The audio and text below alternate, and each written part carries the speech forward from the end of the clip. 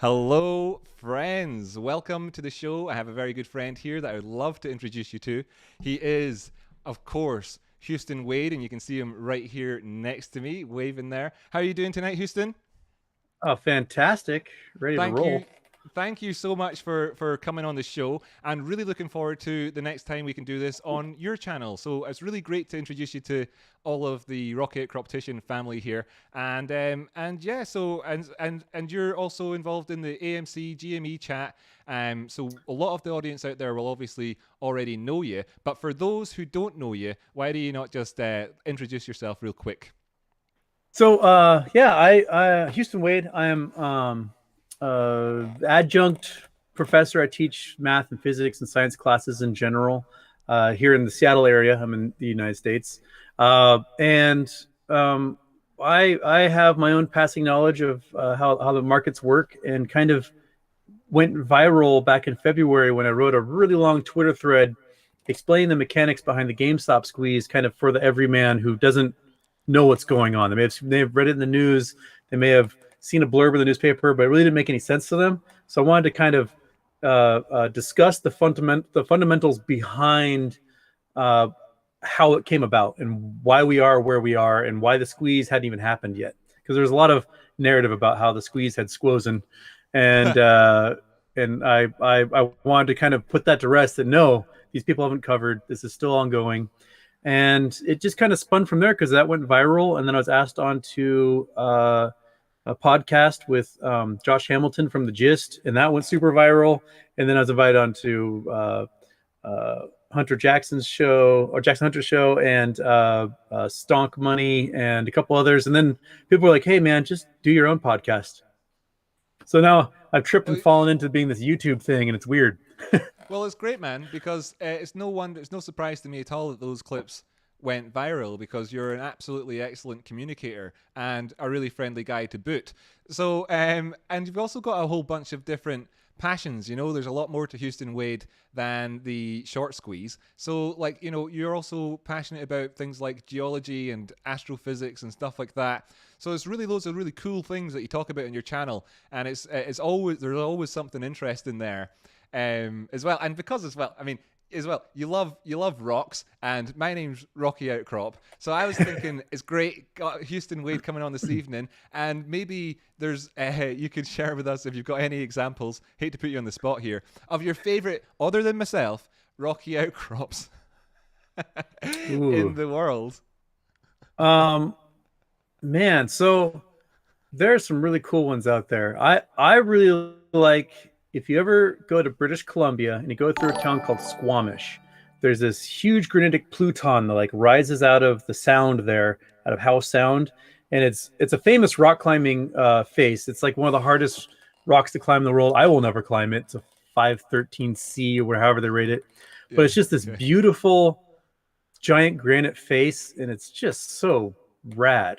And that might be my favorite outcrop. It might be because it's the first one that really stuck in my brain as a kid, Yeah. driving past that.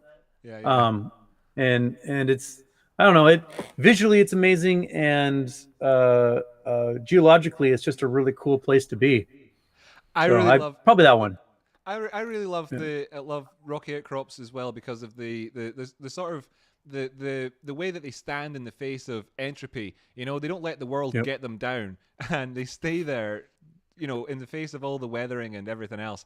And I like that sort of solid aspect about them. My least favorite one is maybe that, and I don't think it really qualifies as a rocky outcrop, but it comes up on Google when you search images. Is that one with the it's brilliant and you know weird at the same time. The one with the American faces on the on the Oh, Mount president. Rushmore. Mount Yeah. Rushmore. Yeah, Mount Rushmore. If I search Rocky Outcrop on Google, I'll get an image for Mount Rushmore coming up. It's like, wow.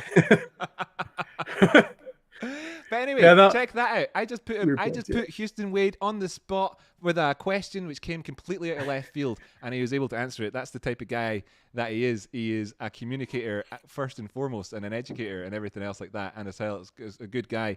So, like, when did you get involved in AMC and GME and the whole thing? Like, what was it that first kind of caught your eye about it? Well, I 10, 15 years ago, I did a bunch of day trading, but it really wasn't the life for me because I got a degree in astrophysics simply because there weren't any classes held before noon. And being on the West Coast of the United States, you got to wake up at 5 o'clock in the morning to day trade. And that just wasn't in the cards for me long term. So most of my uh, like most of the investments I did after that were pretty much just safe, just dump it into index funds, into mutual funds, and forget about it, and then go about the rest of my life. And I was late. I was late to the party with the GameStop squeeze. I by the time I read about it popping up in the news, because I didn't really spend my time like focusing on individual stocks, just kind of general market news or whatever. And I missed the opportunity to buy before the January baby squeeze, and so I got in when it dropped back down to $40 for That was the GameStop and perfect. like $8 or whatever it was for AMC. Yeah. And I just, I basically was like, all right, I'm reading all these things. This is the squeeze is not squoze. There's still a chance it will go boom. And I basically took my vacation fund that I didn't get to use during COVID and just threw it into GameStop and AMC and Cost and a couple of others. And I just I view it as an entertainment expense that may pay off, right? Mm-hmm. Like at this point, Sure. I've made more money than I've invested. I'm happy, Yeah. but there still is that chance that that it's going to explode and be worth a fortune. And I'm happy with the fact that my airline vacation fund from 2020, is now worth tens of thousands of dollars. I'm cool with that. That works for me. But I now I'm just waiting for like the climax of this movie I'm watching to finally Yeah. happen. Yeah. And then I suppose, I mean, we're all in it because why, we can be honest about it, we're all in it to make money, right? And I don't think there's anything wrong with that. But also the idea of the ability to kind of maybe I don't know, have agency in the world, and just simply by holding something which might actually create some good in terms of the financial systems at play, which aren't necessarily, out there to help the little man, is, I think, a really fantastic and worthwhile endeavor. And when you put in, the amount of money that you can, obviously, if you can afford to lose what you've put in, then that's essentially it. I said on my channel a few weeks ago that if you invest what you can afford to lose, then that's it. You've bought a ticket to the moon, because you can therefore diamond hand it. There's nothing you've already can afford to lose it anyway. So anybody has access to that. Even when the shares have already gone up quite a bit, because we're talking about much higher numbers here, and the potential for like positive social change, which would be amazing. So what time is it over there? It is just about 3 o'clock in the afternoon. Yeah. Yeah, it's amazing. I'm so glad we're able to do this, Houston, because it's 5 to 11 here. There's like, I feel like you're on the opposite technology these days. It's amazing. You're on the opposite side of the world to me, and here we are chatting. I know, in like real time. It's crazy. And I can see people in the chat were asking me to turn my mic up. I hope that my mic's up a wee bit, is up enough now. They see tell me that constantly. My microphone is as high as it will go right now, so turn your volume up.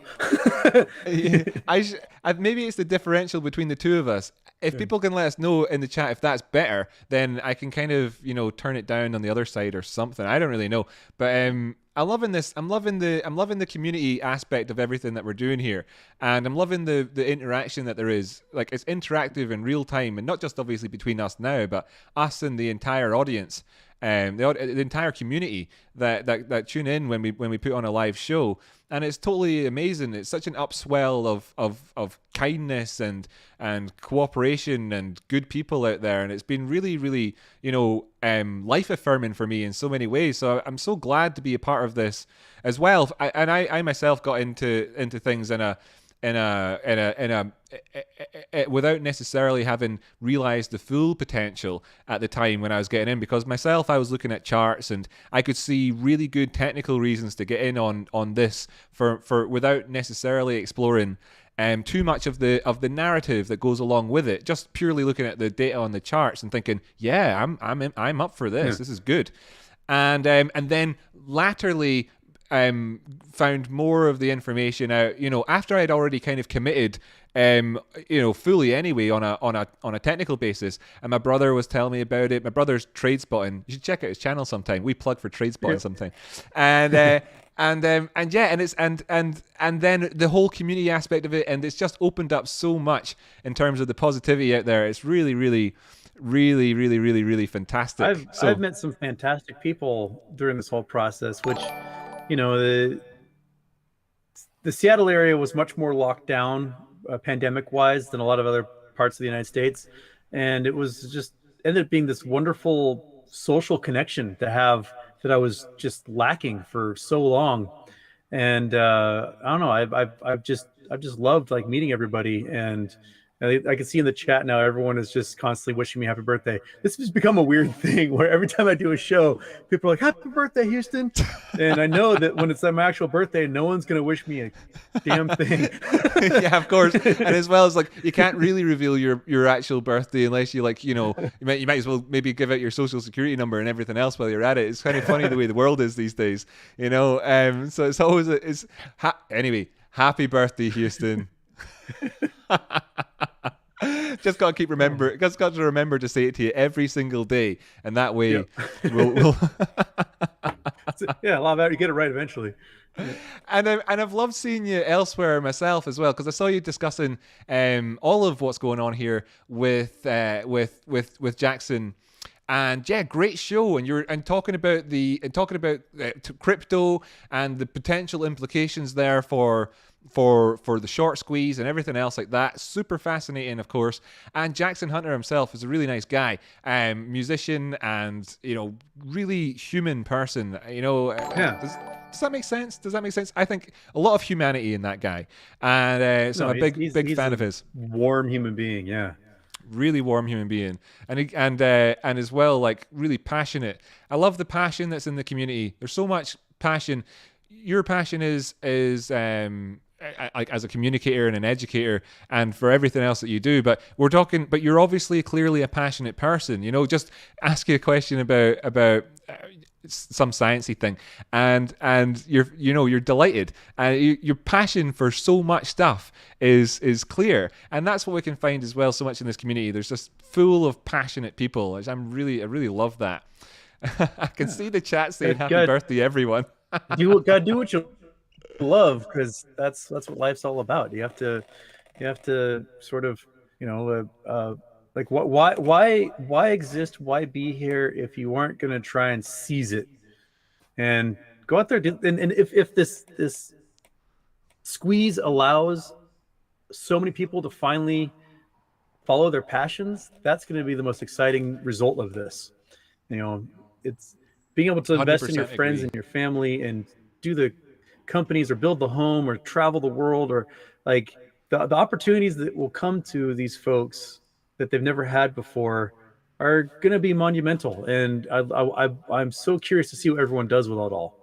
I have been speaking about this for quite a while with people, and there's this amazing upswelling of like, sharing and kindness. I mean, the amount of people I've spoken to who are obviously in this to get that agency in their own life. First off, we're enacting our own agency by just being a part of this in the first place, and that's amazing, because that feels like we're taking back something we've been denied for years as in terms of society.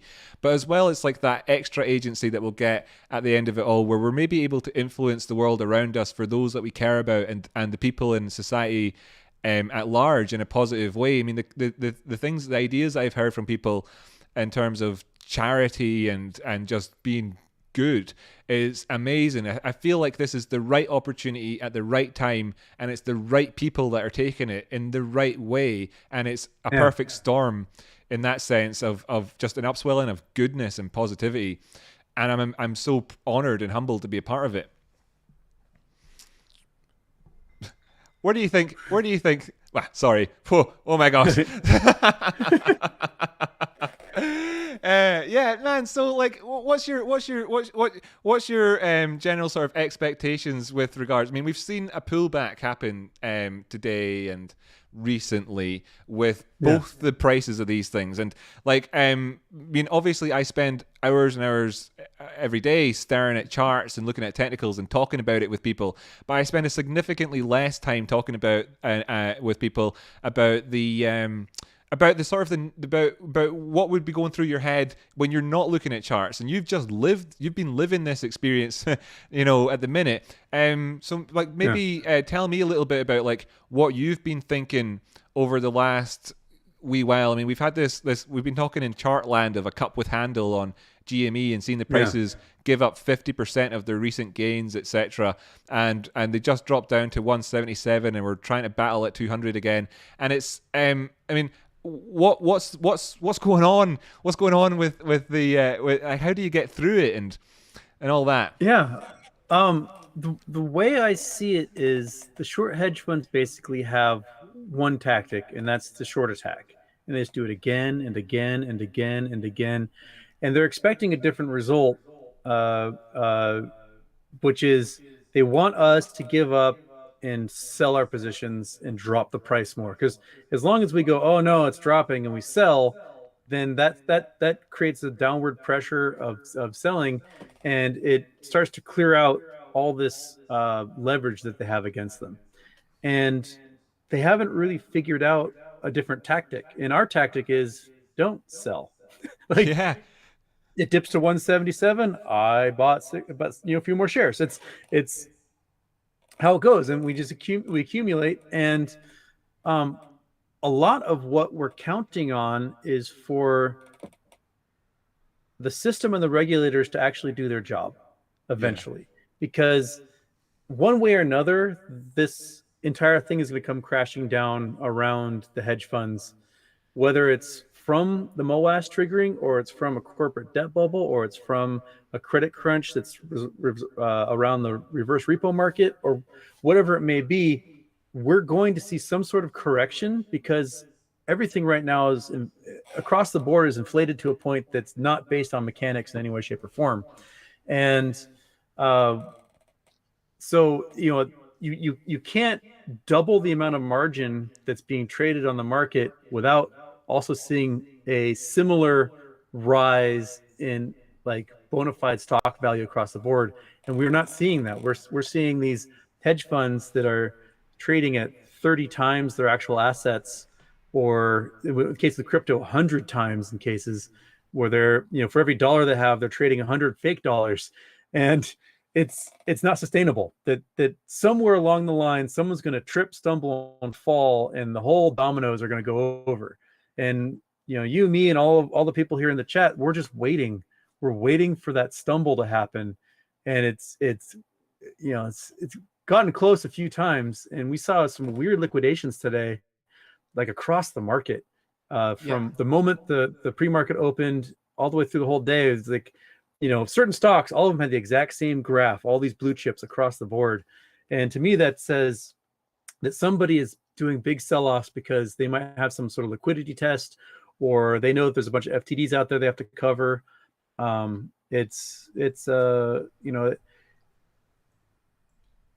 There's mechanics going on, and we don't get to see it or hear about it really for days or weeks later. If someone gets margin called, we won't hear about it for like a month until Credit Suisse or someone whines to their shareholders like, we just lost $5 billion. Please don't hate us. So we can speculate all we want, but we know there's weird things going on. That's the best.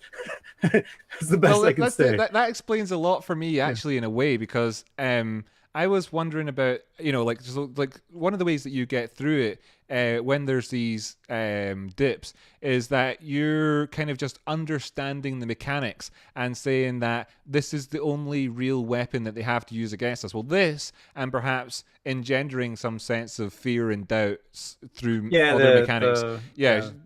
So, but they've got this their single main. What's that? The nobody expects the Spanish Inquisition. Their primary weapon is fear. Okay, no wait, there's. I have one moment. I have actually something from Halloween years ago. I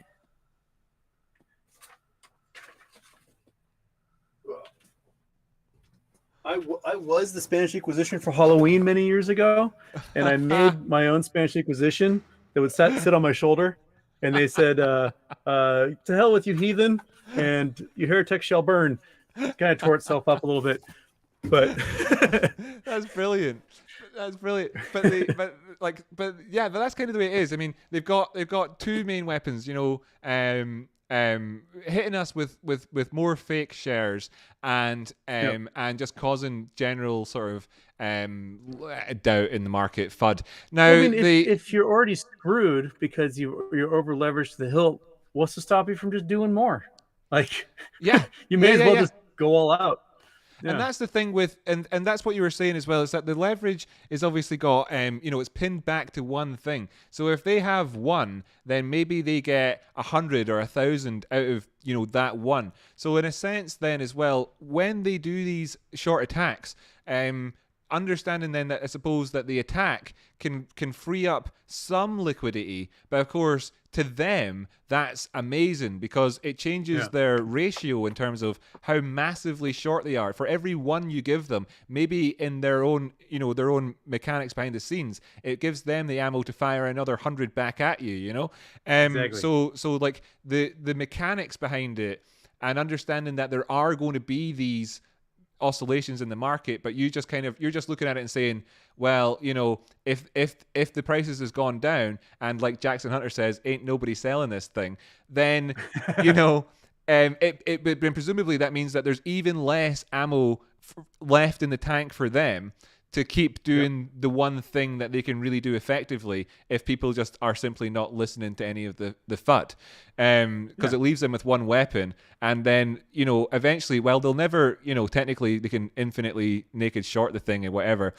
The rules will kick in, or we've got like the various different rules that have happened so far have done a good deal at kind of cleaning, at taking some steps towards it, but it feels like we're on a sort of never quite enough. It's never been quite enough yet. So it's more of a tide or a building tide, and maybe when the time comes that something happens, any catalyst given the right set of conditions maybe just needs a straw to break a camel's back as opposed to necessarily a single hammer blow when there's enough.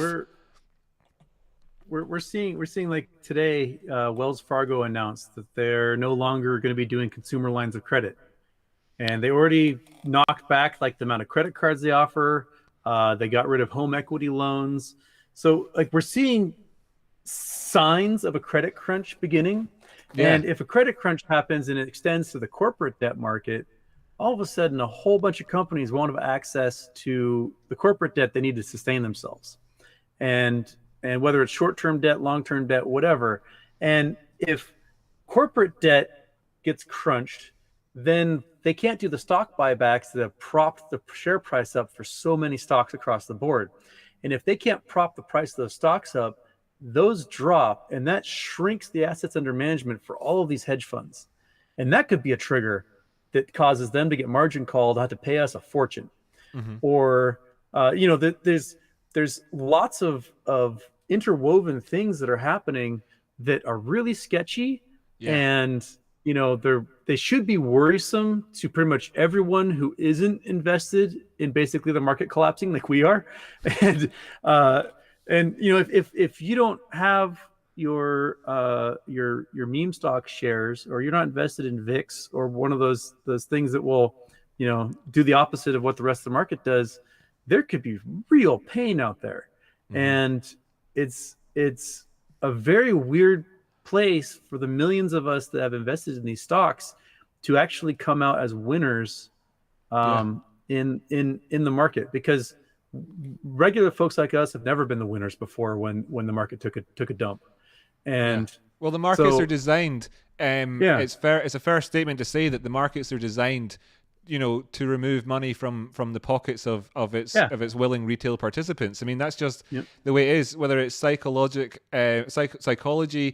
forcing you to suddenly doubt whatever reasoning you had to get into the trade in the first place, or indeed it's, for instance, the overall quote unquote manipulation of prices to kind of maybe liquidate you if you're using leverage or margin trading, where you might be doing it under what would otherwise be reasonable conditions, and then the markets move against you because of a coordinated attack, having sold the back end data of the customers of certain brokerages so that they know what prices to push it to get those margin calls to then accumulate money, wealth from retail. And these things happen against us in so many ways. One of the ways that markets are almost designed to take money from people is in the way that, for instance, corporations are able to do off-the-books private options contracts with investment banks behind the scenes, which is, of course, in a way, giving them insider information because you're able to communicate with them, but it's not illegal. And in fact, it's a part of the overall health of the economy. One of the things about this, but of course it's insider information. One of the things which is so amazing about what's happening here is that we have got I think that we've got markets which are incredibly sophisticated because it has taken, hundreds upon hundreds of years to evolve economics to the point where we're able to do what we're doing now. And I think any onlooker would say that is amazing. It's fascinating, just the sheer scope of all of the things that we've thought of. Because like you're talking about the cascade that could happen with regards to margin and what the requirements are. And it's amazing to think that there are answers to these questions, that these things have been developed over such a long period of time. And also, I feel like it's that same sort of thing where there's that ultimate hubris that can happen with any sort of technology that humans have. Whether it's sending people to space inside just a tin can or whatever, as human beings, it's a noble and wonderful pursuit that we have, that we're able to push beyond what's really reasonable. And if you look at it in that sense, in the same way that you could say that man didn't really have a right to be on the moon in 1960, and we had to push so far beyond our capabilities to get there. You could also say that perhaps man doesn't really have a right to do flagrant naked short selling in the face of Mars. And I think that, and that eventually then we need some sort of we need a gasket to be loose somewhere along the way. Yeah. And then we can reassess our safety protocols, right? And it's just the natural evolution of how these things seem to go. That the result of what we're doing here. The U.S. government is never one to really truly be proactive. Like it's very reactive. Very reactive. Like, the Army Corps of Engineers says, "Hey, we need $60 million to reinforce the levees around New Orleans," and the government's like, $60 million, nah. And then there's $500 billion in damage when the levees break from Hurricane Katrina. So, we are afraid to shut down the U.S. economy to react to COVID. But then because we didn't shut down the economy, it cost us $16 trillion. Right. So there's I don't think we're going to see anything truly happen or enforced, even with the new rules that have been proposed and signed. I honestly, at this point, I don't think we're going to see really any action until the disaster strikes. Yes. And then we'll be like, oh, well, we gotta make sure that these mortgage-backed securities aren't bundled with a bunch of garbage that can tank the entire economy. It's that Monday morning quarterback, the hindsight 2020 thing that, there might be us or Michael Burry or someone that's yelling into the void, and no one's gonna recognize us until it's over. Yeah, totally. And I think that that's a key point as well with regards to how we don't fix it till it's broke. That works most of the time, right? Because if it ain't broke, don't fix it. And that's great. Yeah. It gets you 90% of the way there. But eventually, you need to change the oil in your engine or whatever, eventually. Yeah. And that's what we're doing right now in so many senses, because the DTC and all of these, all of the counterparty risk mechanisms that are in place now are a reaction to what happened in 2008. But for us to think that system that was invented was somehow without fault as a reaction to the crash in 2008 is sheer hubris, and that is almost our duty, in terms of economics and the health for future generations to put these things to the test, and we can do that very rigorously now. And then perhaps the next iteration or the next or the one after that will eventually become a system that is more equitable and fair on everybody. But at the minute, the mechanisms that exist in order to provide, liquidity, perhaps through market making mechanisms in the markets, where you have the ability to create synthetic shorts, help in terms of, reducing some of the friction in the economy, which leads to growth, blah, blah, blah. But at the same time, corruption will set in, because if history has taught us anything, that seems to be the number one goal of anybody that gets any power. And that's kind of where we've arrived to at this stage, that that it would only have worked for them if they were able to have made it so that they didn't have to cover, i.e. the shares went to zero, the companies we're talking about went bankrupt, and then nobody came asking the piper to pay the fine. But here we are, and that didn't happen. And it's a incomprehensible problem to people who've really taken advantage of a system for decades and decades that's only had band-aids put on top of it. So it's the natural, as my brother likes to say, what we're doing is the natural reaction to the way that we have been treated over a long, long period of time, and it's completely and absolutely correct. Yeah, and it's pretty phenomenal too to see, like, the movement that began with Keith Gill talking about how he sees the fundamentals in GameStop, and that it's a good investment, that there's changes on the horizon, and they've got a huge chunk of this market share of a $200 billion industry, and he saw there's potential for a short squeeze. Well, now retail investors are so empowered that they're short squeeze hunting now. They are looking for everything that's been over-shorted and forgotten. I mean, Newegg in the last week I know, has gone right? from it was 30 cents 6 months ago, and now it's $60. Because people are realizing, they're specifically attacking brick and mortar. They're attacking, like companies that may have had their heyday 20 years ago, but they short attacked them in a way that, regardless of market fundamentals, you can still squeeze the heck out of them if there's buy pressure. It's amazing, it's the same exact mechanics that they've been using against us, but we're not. But we've seen behind the curtain now, and we know what's going on, and that radically changes the game. It's in terms of trading, so much of it is game theory, and game theory has radically shifted, and there's a lag, a latency between when those who have. Well, the golden man makes the golden rule, and the golden man sat there thinking that I'm untouchable, and he hasn't realized that there's been a shift in the game that's occurring. Houston, I have a question for you. And in fact, actually, to the audience out there, you can put in questions here, and between us, we'll attempt to cover anything that you ask as much as possible. But here comes one from Rex Racer. Great to see you, buddy. It's really nice to have you here. He says, "Cheers, Rocky. You're welcome. Can Houston talk a little bit about how Citadel, the market maker here, gets away with not closing FTDs, which is failures to deliver?" He mentioned on his stream a few days ago. So you were talking about this a few days ago, and there'll be some chat here, I'm sure, which will be revealing. Yeah. So the way, all right,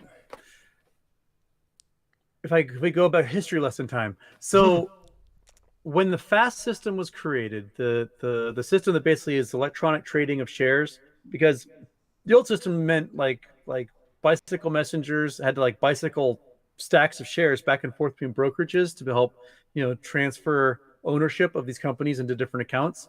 And the DTCC created the FAST system, which basically had one central computer with all the shares inside the computer, and then you just assigned essentially digital rights to those for the brokerages.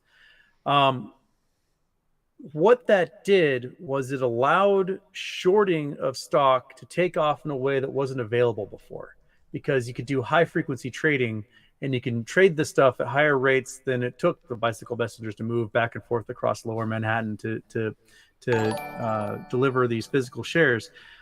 And by the 1990s, naked shorting had gone through the roof, because there's basically a glitch in the way that the DTCC developed the code for this, that you can generate shares if you are a financial institution. You can generate shares, pretend like they're real shares, and sell them. And these were the naked shares. And they essentially did this wantonly for 30 years or so. And when the financial crisis hit, or just before the financial crisis hit, 2008, there was lots of complaints from corporations are saying, "Hey, we're doing shareholder votes and we're getting 15 million more votes back than there are shares available." And they're complaining to the SEC, they're complaining to the DTCC and other clearinghouses, and the response was the reg show, and this was basically saying, "Hey guys, naked shorting is illegal. So if you're going to short naked, make sure you at least identify where a share exists, so that when you do get in trouble, you can be like, oh hey, I can buy the share over here." It was a complete cop out, and the SEC to this day is like, "Oh no, like naked shorting is illegal because we got reg show." But we're seeing it done again and again and again because this is a loophole. You can call up, Dwayne over at Prudential or whatever and say, "Hey Dwayne, do you have any shares of this that's available?" And they go, "Yeah, I do." Sweet. So then you just naked sell that many shares. But Dwayne's getting calls from 50 other hedge funds, and he's saying the same thing to them. So these shares that might be at Prudential are promised to 100 different companies. And the market makers have a weird thing where they can essentially just sell shares to keep liquidity moving through the market. And they can lend this ability to individual hedge funds. The hedge funds can rent the power to generate these naked shares. And then in the last couple of years, a lot of these hedge funds have applied for and received market maker status. It's like Melvin got market maker status. So now they can kind of ignore reg show because the market makers have a weird, special, magical power that allows them to sell naked without even bothering to identify those available shares. And so they've flood the market with shares. The FTDs start coming due, and at best, they'll buy options that are set to expire 2-3 years down the road and not exercise them because that costs way too much money. You just buy the options and you sit on them, and then you can use the reg show to say, "Well, I've identified the shares. This is where they are." And they hope what they want to do is they want to wait for the price to drop enough that they don't even ever have to bother exercising those shares because the price is so low you can just forget about it. So they don't have to pay any money for it. And so if you have this market maker status, you don't necessarily have to identify the shares. You don't have to do much. When it gets to the T+35 date, there's just a reset. The reg show rules allow basically a clearing of the slate, and they start over. And those synthetics just remain basically as legit shares trading around that never have to be covered. And it's a stupid system. It's absolutely monstrous that we allowed this to happen because it's being abused. So just to add, by the way, great, nice one, good work, Houston. And and just to add to that, so originally or earlier on, you were saying that back when you had to kind of cycle the shares around or whatever, helicopter them in from your depository because there's pieces of paper. Those pieces of paper were individual shares, kind of. That share had its serial number. That was that share. It was the share. And then when they moved to the electronic system, those shares became, what's the word for it is, fungible, in that one share had the exact same qualities as any other share within the system, whereas previously, of course, they were unique. And that opens up a whole massive amount of opportunity. And with opportunity, then of course becomes these abuses of that privilege. And then as well, when you're talking there about the FTDs, when an FTD enters the system, the counter side to an FTD, of course, is the FTR. So that's a failure to receive, as to balance the failure to deliver. And and they just sit in the system, like Houston was talking about, and until, of course, you're looking at things like threshold lists and everything else. But the mechanism that forces the share to be bought by somebody within the DTC is when one of the other participants. So, for example, in some situation, you could think about, say, for example, if BlackRock decided that they wanted to force the issue, they trigger what's known as a buy-in. They make the responsible party for the FTD. They try and force them to buy it. But of course, this is a boys' club. Nobody's going to do that on anybody else because, that's not really how it works. There's actually the rules of the schoolyard. It's like you scratch my back, I scratch yours. So ain't nobody telling nobody to force the buy-ins. And your broker is more than likely either unaware of the situation or aware of it, but not inclined to act upon the interests of any given individual because, of course, they know where their bread is buttered, and that is within the overall, the overall structure that has got them to that place of success in the first place, and that's camaraderie amongst their allies out there. So that's what kind of leads to more can kicking, more naked shorting, and then of course the pressure building up over a longer period of time. So that's that. And we got another couple of questions coming in as well, Houston. Somebody was asking, let me just make sure I didn't miss any of these, any super chats or anything like that as well. We're at it because I wouldn't like to miss any of them. TradeSpotting asks, that's my brother, by the way. Nice to see you, TradeSpawn. Check him out. youtube.com/c/TradeSpawn. Anyway, right. Great guy. Houston, he's the Bing Bong guy, by the way. You might have heard people talk about it on Reddit. Houston, lots of people have been trying to say that the DTCC will wriggle out, that FTDs will never be settled, and that we're all mad. How do you respond to those who refuse to believe / are always trying to disprove the narrative? That's a big one because there's been people out there kicking about saying that sort of thing, and they're overlooking things like the insurance fund, and they're overlooking aspects about it, but they're also saying things like, oh, the brokerages will just go bankrupt and declare bankruptcy and nobody will get nothing.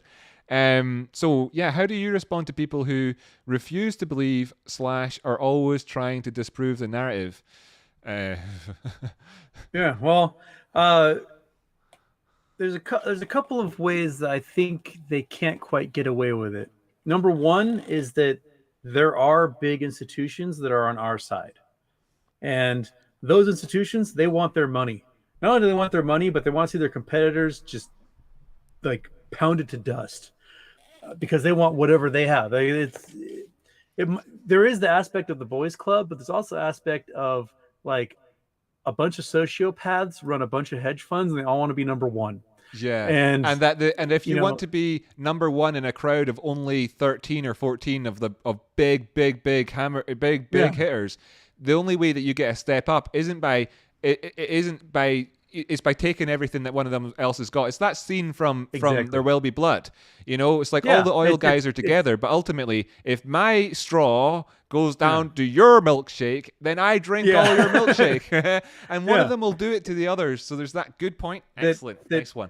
In the macro economy, it's not a zero-sum game because, you look at laborers contributing wealth and things like that. But as far as these hedge funds are concerned, in their little microcosm, it is a zero-sum game, and they in order for them to grow, they need what the others have, and so we've got some whales, we have some big institutions that are on our side. That I think there is, to an extent, certain institutions that will not play the naked shorting game, and whether it's ethical, whether it's, they don't want to expose their investors to infinite risk, things like that. And so they just don't play that naked shorting game. And I think a lot of them have seen their investments get hammered by the funds that do naked shorting. It's, if you have a big mutual fund and that big mutual fund gets extra cash every year by lending out their shares to be shorted, they're making back a 1% interest on a stock that's probably going to get hammered by 50% or more. So it's long term, it's not in their interest to lend these shares out. Yeah. And now that the tables have turned and that retail investors have figured out a way to squeeze the price up, all these institutions borrow my shares all day long, you dumb nuts. It's because they know that either A, the price of those shares are going to go through the roof, or B, the squeeze is going to happen and it's going to go to infinity. And they're going to make so much more money in a short period of time than what they could do over 10 years of an investment. And so these Eventually it long becomes positions, eventually as yeah, well eventually as well it can get so like you were laying out you were laying out the sort of the playing field there. It's like it can get to the point where because normally everybody's in a happy medium where there's a bit of yeah, bad and a bit of good and we're all making money and jobs are good in, but it can get to the point where it becomes a question of your survival versus theirs. And yeah, you never want to be asking a sociopath, you know, who's because they're not going to be altruistic about it ever, right? So like it can flip. There's another thing as well I think that's worth talking about, which doesn't really get necessarily explored enough by people around the world. Talking about this is that the FTDs, we talk about the failure to deliver. That's you know, understanding the failure to deliver part is that's when these kind of when the issue in terms of saying have I sorry, when the failure to deliver happens in terms of some option contract that's being kicked down the can and eventually, you know, enough time's gone by and it gets to that point where it's expired and etc., then the failure to deliver happens. In that intervening time, they don't necessarily have to, or and it's only the newer rules that are coming around nowadays that are trying to address this. But for the longest period of time, they didn't bother borrowing it. Not at the time when they planned on opening the share beforehand that morning, or yeah, the trade. Not when they opened it up and they listed it and said it was there. Not when somebody bought it. Then not when somebody actually was due to receive it. They would never have planned, even just to do it legitimately, to actually borrow the share until the guy comes knocking and says, "Can I have my share, please?" And then they quickly borrow yeah, it and off you go. And they spend the entire period, you know, not paying the fee for as much as they possibly can. So and yeah, that is a naked short. And that's what's led us to this scenario in the first place. And of course, so many of those are already in existence from the past, which overlaps the new rules. There's a whole mess out there anyway. The new rules that come in can, like, you know, work forwards and it's great for new companies, I suppose. yeah. But in terms of like the problems that exist in there are already there. So somebody was asking earlier on, does the new rule, I think the 005 rule, not address the fungibility of these tokens by saying that they have to be tagged so that they can't be rehypothecated, you know, a massive amount. And it's kind of like, okay, cool, but like we're in this situation because of stuff that happened historically. Exactly. Yeah. So and then when that rule came in, people thought, oh, this will be it, this is the catalyst. And of course, and ultimately it wasn't the catalyst just on that rule alone. Yeah, It's part of an overall upswell and a part of the rising tide, but it's not the single catalyst in of itself, because like I say, you know, this is a problem that's been going on for a long time and it's far bigger than just simply addressing the next ones through the door. So even if they did that for every one that happened now, they'd still be overworked, you know, trying to get yep, back. And it's human beings that work in these places, you know, and and there's time does go by. They don't live in a separate universe where there's no time, where a rule can get implemented, then they can go off and yeah, work on it for 10,000 of their hours, and we just wait, and a second goes by, and it's, you know, even after the yeah, implication of rules, and then there's the challenging of the rules. When rules only are enforced when somebody has broken the rules, and then afterwards afforded the right to remain innocent and then been proven to have actually broken the rules, and that sort of thing happens anyway, that it creates gray areas in terms of, like, you know, what will be the catalyst, and that's why instead I'm talking about like an overall upswelling in terms of stuff. Great to see you in the chat there, by the way, Cosmic Lightning Warrior. Another guy, have you seen Cosmic Lightning Warrior, Houston? no, no. I'll have to Oh check him gosh, out. he's such a great presence on YouTube. He's a Twitch streamer as well, and he's Okay, absolutely fantastic. Highly recommend that you check him out at some point, by the way. I'll send you links. I I'll know. send you links to all I these. I am so behind on like what else is out there, because I literally tripped and fell into doing this YouTube thing. And people are like, "Have you checked this guy?" I'm like, I I know watch cat we're both videos. practicing. We're both practicing at this stage in our lives. In the run up to becoming proper boomers. So we're so slowly. We have to start getting really bad at using social media and everything else, and kind of like start to if we want to really embrace that boomer attitude over the next 20 years. So start working on it early, right? Good to see you out there. And I also got a question that came in from somebody who says, serious question, smooth brain question, how can you do accurate TA when we were dealing with synthetic shares? And well, that's just to address the one that came in from Drew Saul. Good question, and why not?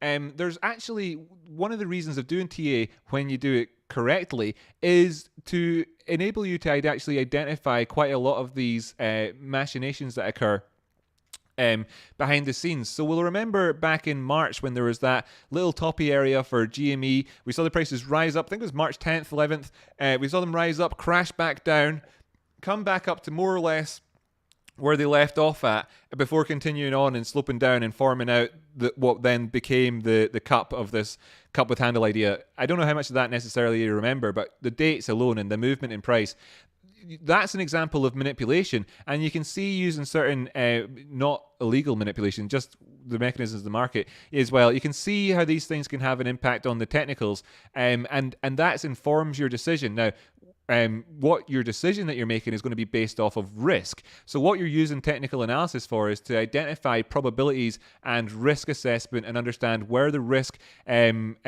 framework changes from being something which maybe has a certain risk profile up to a certain price point, and then thereafter a different risk profile comes in. So the most recent example from my own past was when I was talking about the GME prices at $199, saying I wouldn't buy it at $199, I wouldn't buy it at $180. Personally, I was looking to $177.77 to buy it. Funnily enough, that happened to be the right price to the penny, but regardless, I was looking in that kind of region because I was able to assess that the risk between $199 and $177 in terms of the prices going down was exponentially higher than it was past the point of 177. And that's the same way that you can do any sorts of charting on anything else, in anything in the world. So and it still works on these stocks as well. Now, of course, the way the ultimate answer for that question that I've been saying to people is that essentially we kind of know that the MOAS is on when all the technical analysis does go out the window. It certainly hasn't yet. It's certainly still kicking along nicely,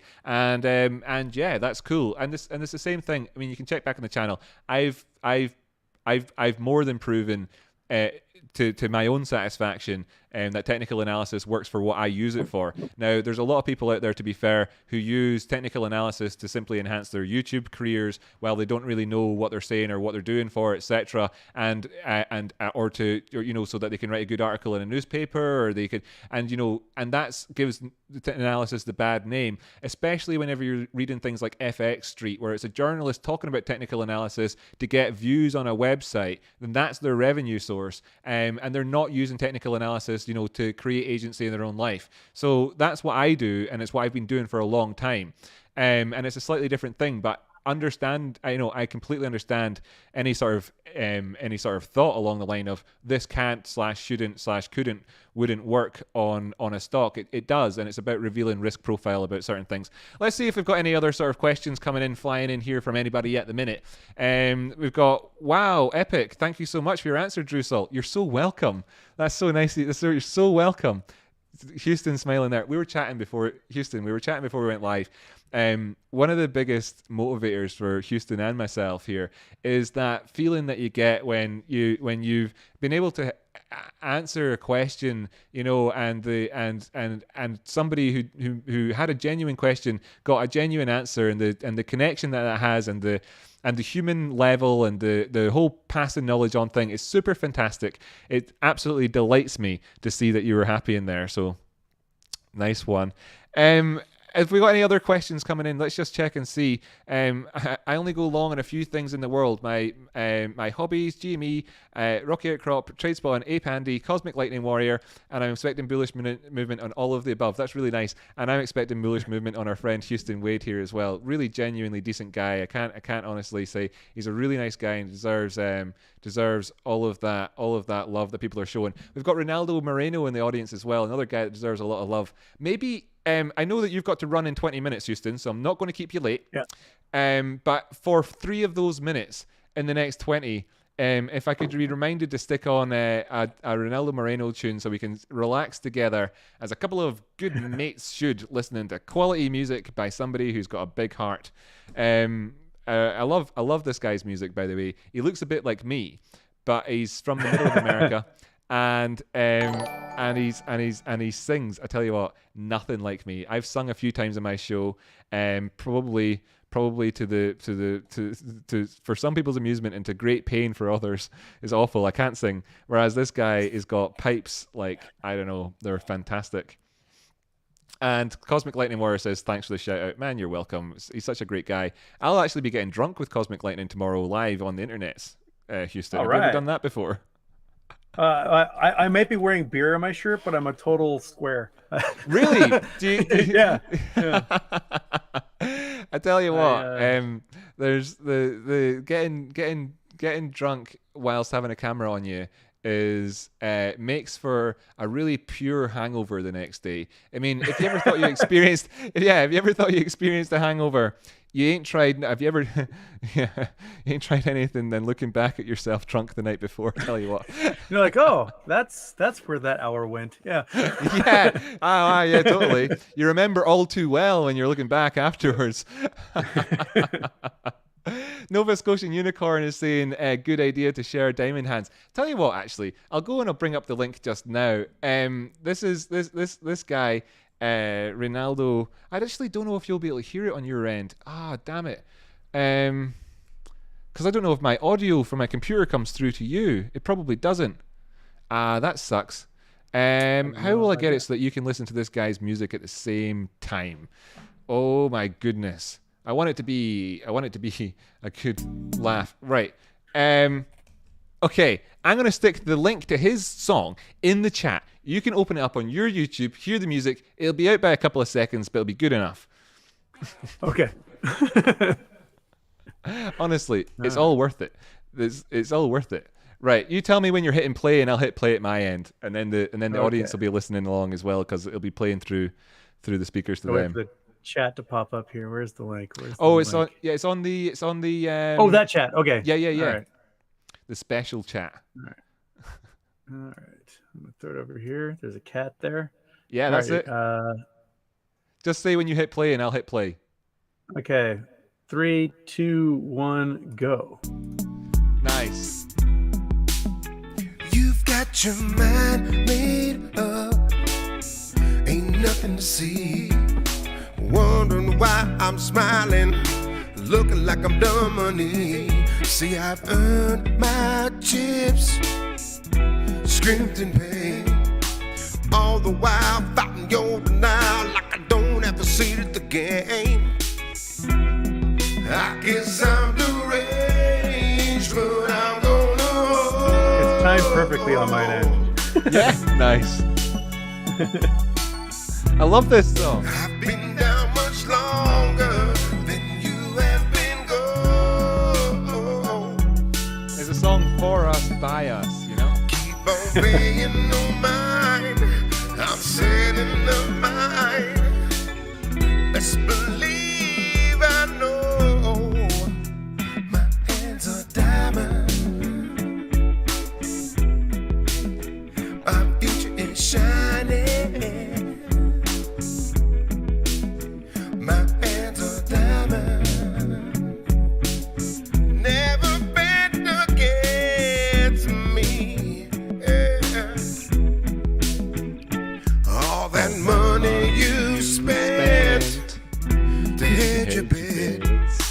Your mistake is my take from my play against your greed. See, I know you tried and conspired.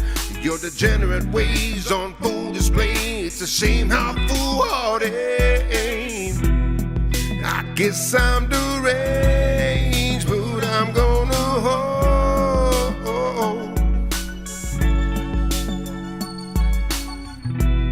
I've been down much longer than you have been gone.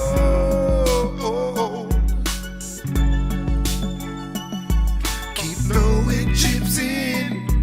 You know in the end, this hand's deeper than your money.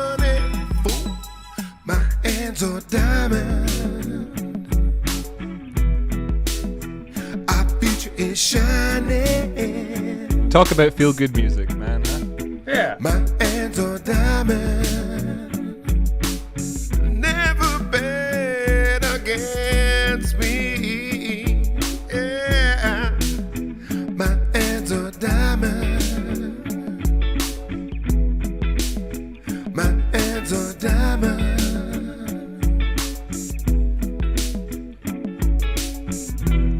I guess I'm deranged, but I'm gonna hold. Yeah. There you go. Wasn't that great? I just wanted to Yeah. share that with you, man. It's just so great, that song. It's fantastic. Yeah, You know, he does have a somebody- silky voice. Yeah, he does, doesn't he? He's a master. Somebody in the audience asked a good question, Jeff Smith, and I think it's a really valid question. And I wonder if it's something that you've thought about yourself. He says, Rocky Outcrop and Houston Wade here. Real question: how the hell are we going to sell GME after all this as the one thing bringing us all together? It's so weird. And you know, I personally, I want to hear what you think about that first, Houston. If you've got a response to that. I'm pretty sure that we will be seeing each other at the casino in Monaco, and and at the Ferrari dealership, and Showing each other our war scars, right? exactly, yeah. Yeah. I think that this has been such an amazing crossroads where so many amazing people have got together, and it's the outcomes from that have been so positive, and that it's less about the sort of the catalyst of bringing us together and all that, as it is about the amazing stuff that's come about as a result. You know, for me, while it might be the alpha and it might be the omega, but it's also kind of just symptomatic of a larger, bigger truth about the sort of humanity and society and everything else, and that, you know, that's why there's such a good feeling, because you know you're doing the right thing, you know, when the entire world is of course conspiring to help you do it, apart from the hedge funds, and you know, here we are. I think there's plenty of beautiful outcomes. Besides, anyway, I'm not going anywhere. I'm going to be continuing to YouTube and teaching people financial literacy. I love that people are interested in enacting agency in their own life and getting skills that will last a lifetime, and all of these sorts of things out of this. And you know, and as well, there's a massive spectrum of increasing financial literacy, you know, and for a lot of people, they didn't know anything. We were chatting before the show, and you were saying people didn't know, you know, what a short was before all of this, and now people understand how the mechanics of the market and how they work, and how that's been influencing your life you know, for the longest time. And as well, I think to kind of address that question from Jeff, and also, as you said as well, Houston, because we can see people doing the same thing. You said they figured out about the short squeeze, and you can see it happen in other stocks like Newegg, and or you know, a variety of these so-called meme stocks. And what is that if it's not an expression of this financial literacy, and then therefore the legacy of what we're doing here? So to think that it ends the moment that we get handed our medals and we climb up on top of the podium is wrong. It's far more about the legacy, and the MOAS is just a symptom of you know, humans finding each other again through finance, and that's not going to change. We're seeing, you know, pizza delivery drivers that in the last 6 months have the equivalent of a master's in finance. Yeah. Due to the fact that we have so many autodidacts out there that are learning and applying this information they're consuming like crazy. Yeah. I have never seen so much self-taught education play out so well over such a short period of time. Totally. It's pretty incredible. And I was pretty bewildered with how much the population picked up on epidemiology in spring 2020, like being able to start reading the graphs, understanding, you know, exponential growth and all these things. But this is I think because people like to play with money, there's a financial incentive to becoming literate in these things. But I foresee, not just we take our winnings and move on, but there'll be a whole new class of like blue collar investors Yeah. that they know Or they who know they got are to put their money educated, somewhere. who are armed Yeah, with knowledge, right? I mean, yeah, and there's a thing from, not to actually go on a tangent here. I'm still on topic, but there's a thing from the world of mental health called bibliotherapy, where you're improving your mental health by actually getting a book or whatever it happens to be. It could be YouTube videos, whatever, and you're learning, you're engaging proactively in your own knowledge and therefore skills yeah, and power to improve your own mental health, for example. And if we think about the sort of the financial depression that's been put on people for such a long time, and the sort of the bibliotherapy that's happening through this financial literacy, and that the overall financial, loosely speaking, mental health of the country gets better, more resilient, all as a result of this empowerment. And and whenever in the future markets will go up and down, we'll be alive and we'll see numerous recessions and booms throughout our lives, and we'll be able to then, of course, sail through those with a bit more sort of consistency and help protect the interests of our yeah. loved ones and ourselves. And that, of course, makes for happier people, and it's a wonderful thing. Houston, I've got another question here. If you can answer Lay it it. on me. So we've got this one from B1 RD Bear, right? There we go. Bird Bear? Bird bear, I don't know. I think it is. Yeah, they popped up on mine the other day. Nice one. By the way, Houston, I actually tune into your chats from time to time and I see people from within the community. I love it, and I go in and I say, hey, Houston, or whatever, and then about, half a dozen people say, hey, Rocky, and stuff like that. Always feel free to drop by if you see me streaming or whatever. You'll always get a big love from everybody here, buddy. Anyway, does Houston think that the short hedge funds are using deep out of the money puts to hide failures to delivers? Hundreds of thousands of puts at 50 cents, says Bird Bear. Yep, I think that's exactly what they're doing. Because you can buy those and pretty much exercise them whenever you want. So if it's the hope that price will just crater, right? Because that's the goal of these short hedge funds, is to get the price to zero so they don't have to pay taxes. Yep. So if you buy those insane puts for pennies, 1 cent per share inside of them or something, you can get a boatload of them, and you are then maybe not following the spirit of Reg Show, but you're at least following the loophole in it, where you can be like, oh, the shares are available, they're there. And the options houses can make however much money off of selling those impossible to ever achieve puts. That gives them some liquidity. I think we see a lot of that a lot of these meme stocks will have. That's it. I mean, this goes back to incentive again, because a lot of the conversation about this is kind of like, why wouldn't they cover? Why wouldn't they cover? They can see this happening. Why wouldn't they cover? And it's like, well, there's lots of reasons for that. I mean, we all know what it's like as human beings to become entrenched in a position where you believe you're right and the others believe that they're right, and you only come round to realizing it too late. I mean, is that not part of the human condition in and of itself? I think we all experience that. But there's also the incredible amount of incentive that's out there for them to keep acting that way. I mean, you hit on one of the parts of it. They get paid a premium for doing this. They get paid the premium.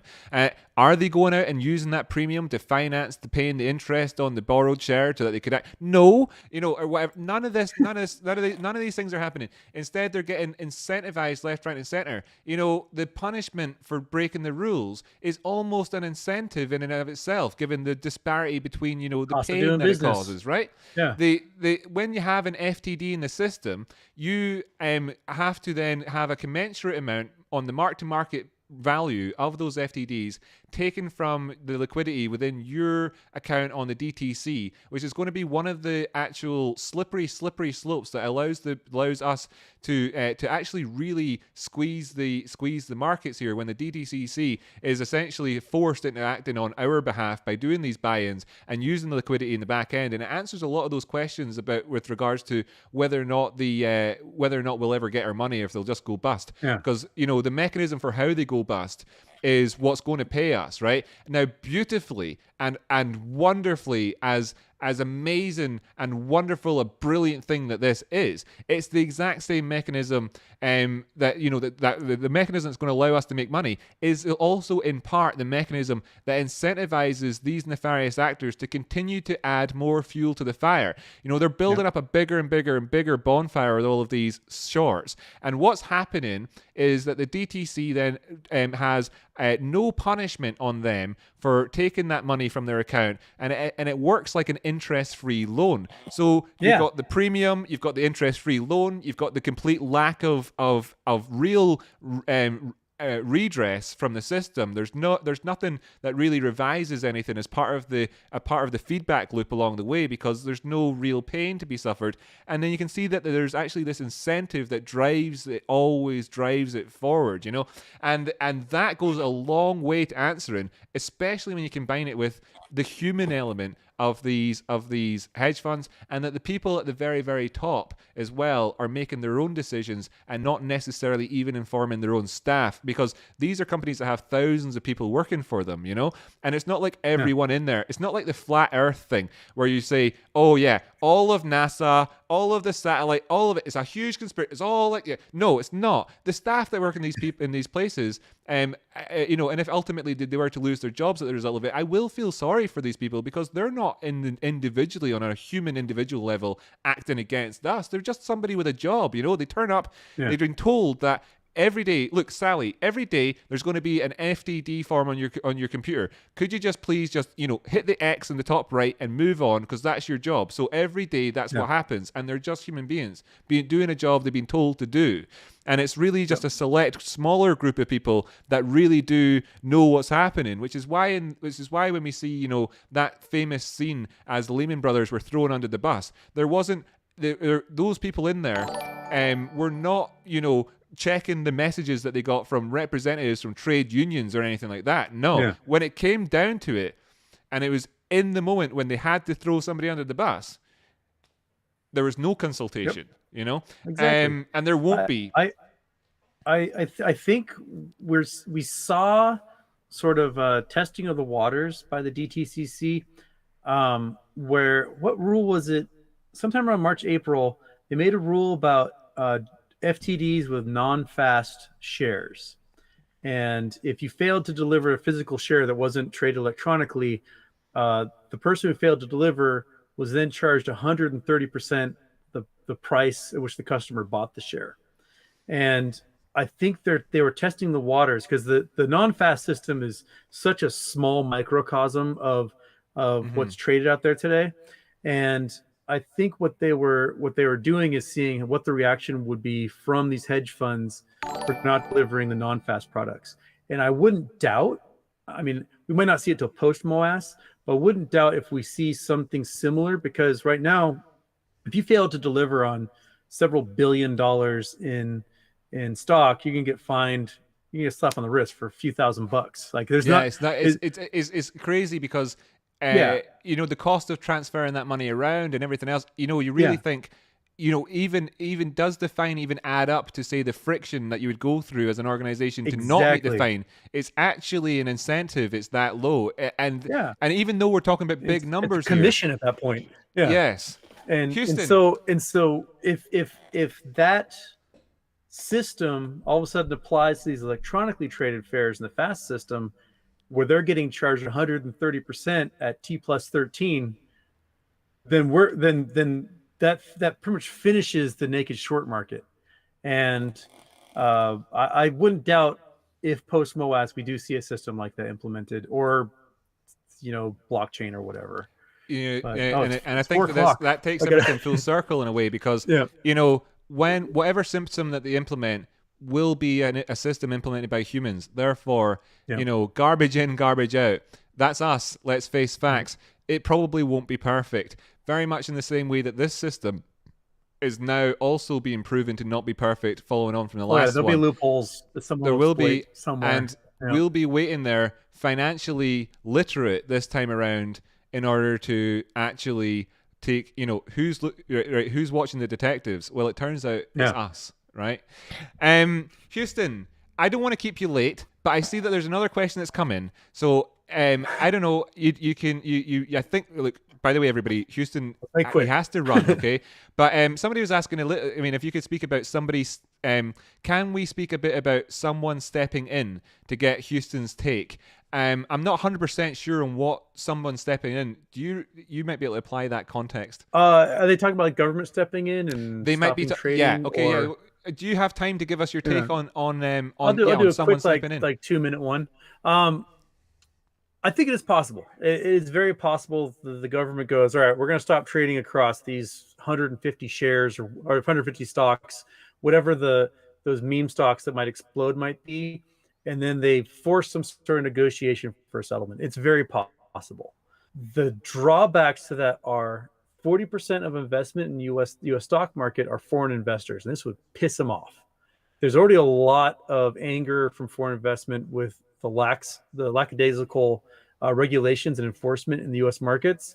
And I think this might be talking about a bit of anger from foreign investors. My word, you should see Trade Spotting when he gets going. I'm a foreign investor as well, and it's like the world is watching, and we're passionate too. We're just as passionate about these things as America, if not more, because we from the outside hold America up as being the center of global finance, and we have expectations. And they're not being met. So absolutely, there is an upswell of that. Yeah, and so we the U.S. government, if they do something like that, where we don't actually expose the risk of short selling to that infinite risk, we may see a backfire of a withdrawal of investment in the United States, and that money will go elsewhere. We'll go to Frankfurt. We'll go to Taipei, we'll go to Tokyo, we'll go to other markets around the world and other companies, and the United States could lose out on a whole bunch of investment. The other big drawback is if they don't let this squeeze to the max, the United States government won't get the gigantic windfall from the capital gains taxes of these short-term investors.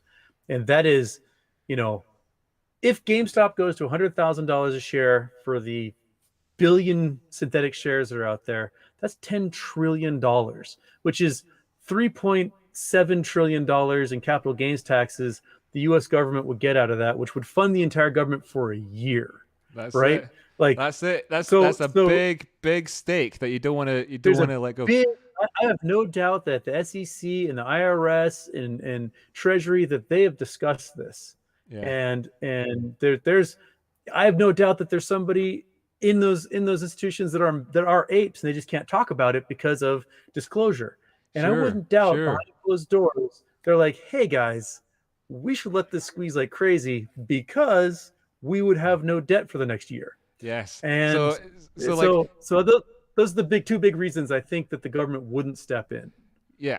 Okay. Brilliant. The government, after all, is our government, the people's government. And when we talk about this, there's a tendency for us to kind of slip into a them v us type mentality, when in actual fact, it's the obligation. Yeah.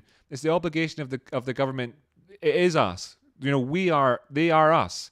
They are. Yep. They have husbands, wives, children. They worry about their kids getting good results in school. They have to pack lunches like everybody else. They're real people, and they are us. And there isn't as big a them v us divide as it feels like so often. When in fact, really, we can actually laser this down to a very few specific bad actors in these specific circumstances, and then therefore, whenever things do start moving, I think it's a fantastic opportunity for the government to absolutely show that it is indeed everything that it said, because it's easy, you know, when the sun is shining, to be representing your people. But really what it comes down to is times of turmoil and social upheaval. That's when having a government that truly represents the people is important. And I think fundamentally that's a part of what America really represents. My answer to that would be, in many ways, to say that simply, you know, above and beyond as well, the tax thing and, you know, all the good stuff you're talking about there, that fundamentally it'd be un-American not to let it happen. And I think that's something that's worth bearing in mind, because for a lot of people out there, that the America, for a lot of people out there, is the greatest or one of the greatest countries in the world. And part of that is the strength to do, you know, if you like, the American thing. And I certainly think that the government stepping in would be therefore un-American, and go against the ideals of the American dream and everything that really America has been founded on. But I'm not American, so I don't want to speak for America. But that would be, you know, as my outside observation, that would be mine. Houston, it's been an absolute pleasure, mate. There's a couple of things that I'll go through just before we kind of wrap up here. We got a comment coming in from Massive Erickson, who says, I have now questions. You, like me, my brother, my friends, yourself, Houston, we've given Massive Erickson the last piece in the puzzle needed to think freely in the world. More excited after MOAS creating the future that we wish to see. I think that's wonderful. I think that tip touches on a few different things: the friendship, the humanity, the financial literacy, and the post-MOAS legacy that we intend to create out there in the world. It's fantastic. And yeah, as well, then, Houston, it is not your birthday, but how about together we wish the man who brought us together a happy birthday. Today is Bad Mama Jama. The other day in your chat, you got a donation from Bad Mama Jama asking, can we set this up? And in no small part is it due to the generosity of that kind man that we're here, sat here, getting the opportunity to you know, make new friendships. So thank you, Bad Mama Jama, and happy birthday. Thank you. This is great. And I thank everybody for tuning in, and I hope to perhaps bring you on my show when I figure out actually how to host properly. Yeah, it was meant to be on Houston's show tonight, but this is just it's the thing is that what we have here is a savant at YouTube. He's you know, and he's there, and he's having to develop these new skills, but he's come into it. And part of the reason that people might, you know, misjudge that on your behalf, Houston, is that he seems so comfortable here in front of the camera and doing, you know, the YouTuber thing, because he is he's a communicator and a professional, and he teaches, you know, people all the time, and he genuinely cares about that, and he's brought that experience with him. So, you know, there's a slight disparity there in the sense that he hasn't quite figured out the live stream thing yet. I'm still learning too, but you know, but you know, of course, he might look like a a really super professional slick YouTuber, but he's just starting out. His natural garbage equipment. His natural affability, friendliness, and intelligence, obviously, you know, goes such a long way that you know, and that's great, man. So anyway, it's been a total pleasure, and I look forward to being on your show sometime. Hopefully after Bastille Day. All right, after Bastille Day, perfect. Yeah. All right. Great. Excellent. Thanks so much, everyone. I got to run. Enjoy your day. Enjoy your weekend, whatever time it is for everybody. And I wish you all well. Bye-bye. Thanks, Houston. Cheers now. And I think we're alone now. Hello, friends. It's just us. Thank you so much for tuning in. I am indeed going to wrap up the show. Wasn't that a pleasure? I think it was an absolute pleasure. The guy is a warm-spirited, kind individual who, as goes, you know, takes the time and has the consideration to try and help educate people as to what we're all doing here, and I really respect that. Happy birthday to Bad Mama Jama, and thanks so much for tuning in. I'm going to run the credits as I do. It is tradition on this show, of course. So, you know, first things first, though, of course, is that credit to Houston Wade for being on here this evening and for giving us such a delightful conversation. It was an absolute pleasure. Thank you to those of you who donated during the show. Of course, to everybody that hit like as well. Massively appreciate that. Thank you very, very, very, very much.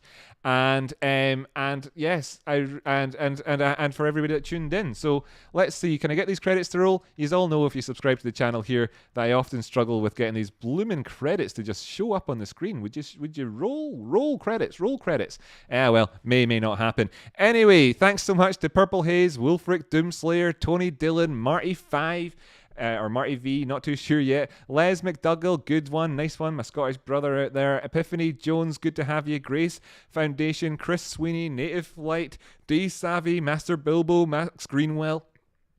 Bad Mama Jama, happy birthday, buddy.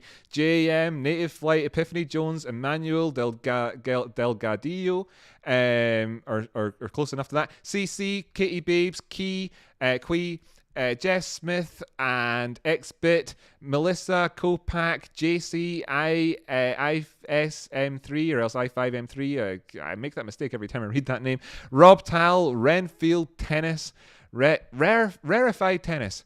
It's that I've said so many letters now that letters have become meaningless. But your names aren't meaningless to me. I'm going to keep doing it. I love you all very much. Al Bundy, good to have you here. Katie Pabes, XBit, Drew Saul, good question earlier. I'm glad I was able to answer it and all that. Nelly, good to have you. And Kim, it's wonderful to see you as well this evening, Kim. Michael Byrne, and who else? Rob Tal, Merrick Erickson, yep, as well. Peter Joy, and Sally Mander, Apple Blossom, Tradespot, and my brother, Cosmic Lightning Warrior. What a guy. Be sure to check out his channel. Tony Wright, great guy. Be sure to check out his YouTube channel as well. You can find all this information in my Discord as well if you're looking for it. So sure to hit me up on Twitter if you want an invitation to that. The invitation that's kicking about at the minute is probably expired. So, be sure to do that. It's going Patreon only at some point probably as well for a case of verifying people. It's all that sort of stuff.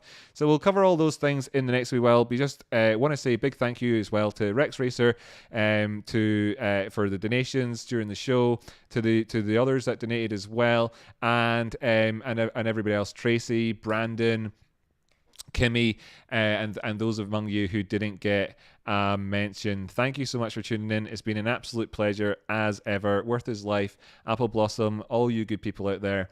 Thank you so much. Tracy, Rocky Outcrop, excellent stream. Enjoyed it so much. You're a natural at hosting. That's so kind of you. Thank you. I'm really glad that you had a good evening this evening, folks. I'll see you again tomorrow. And be sure to remember, we're going to be having fun as well tomorrow night. So good times ahead. Thanks a lot. See you next time.